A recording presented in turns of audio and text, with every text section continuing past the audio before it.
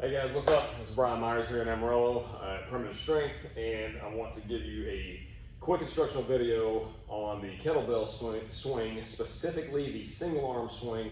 What do we do with the other arm, the one that's not holding onto the bell? Seeing a lot of people, they leave it out to the side, they just do really weird things with it. We don't want to do that. We want to keep the empty arm busy.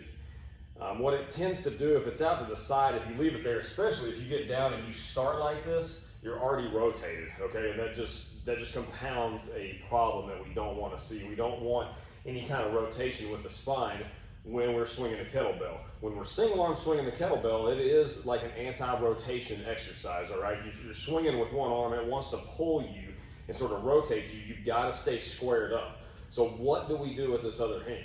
When I am teaching my beginners, we've already gone through deadlifting, two-hand swings, we're getting ready to start single arm swings. The first thing I have them do is make a fist and put it across their chest, and that is where we start, okay?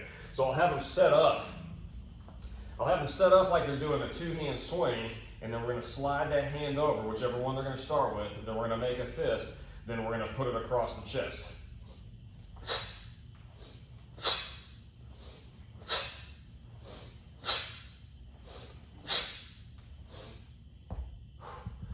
Okay, that helps them not really have to think about what is going on with this other arm, okay? It's stuck right here. It helps keep the shoulders square when they're in the starting position or the back swing, and it helps keep them square when they come up to the top, okay?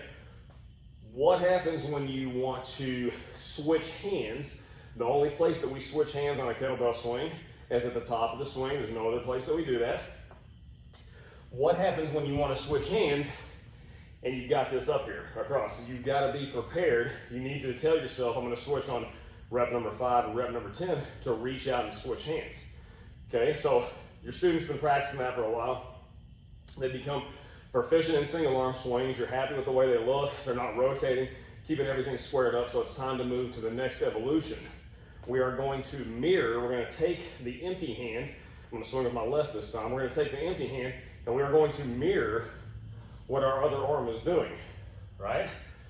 Almost like a jump, like a broad jump or a vertical leap. We're gonna use those arms to help us. It also, when I'm swinging, mirroring that arm, when I bring it up, it's at the same height. I come up and lightly touch the bell. The shoulders are still squared up, and my hand is already there, ready for a switch.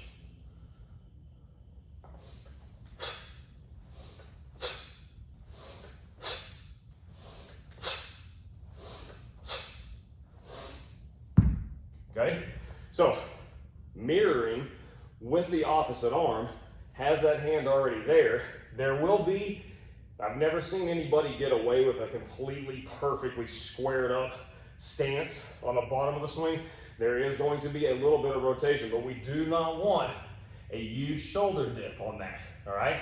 And then straighten it back up, rotating the spine the entire time we're swinging. We want to avoid that, all right? So, number one, have your student put their fist across their chest to keep everything squared up, and that keeps them focused more on their single arm swings than what this other arm is doing, okay? Number two, you can mirror.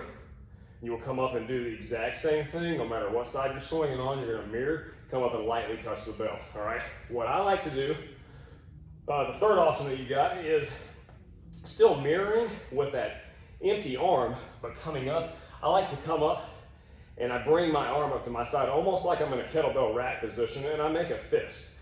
That helps me stay square. It reminds me to create tension at the top of the swing, and it helps also when you're taking this arm back and shooting up, you're swinging really aggressively, lots of intensity and power into that swing, or you're swinging a heavy bell, it helps, okay? If you're gonna jump across a small creek or river, you're not just gonna stand there and jump across, all right? You're gonna take those arms back and you're going to use them for momentum. So my style, what I do is I just bring my hand up to the side and make a fist, and I know when I'm ready to switch, I can get my hand out there quick enough.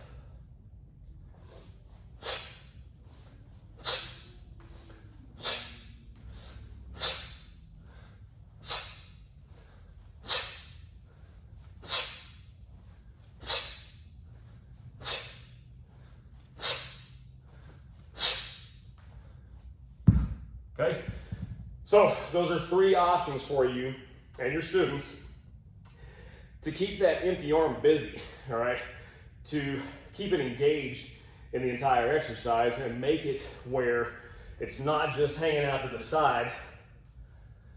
Even if we're trying to stay square, it's still gonna rotate me and it's gonna be a really awkward, funky swing, okay? So, whoo, yeah. Start off with the fist across the chest. Move next to mirroring, coming up and lightly touching the handle of the bell. So your student can work on their switches, or you can work on your switches. And then if you want to, then you can start bringing the hand up to the side, making a fist, something. Just remember, it's all about keeping that empty arm busy, keeping your shoulders squared, and making the single arm kettlebell swing a really effective and awesome exercise. All right, I hope that helps.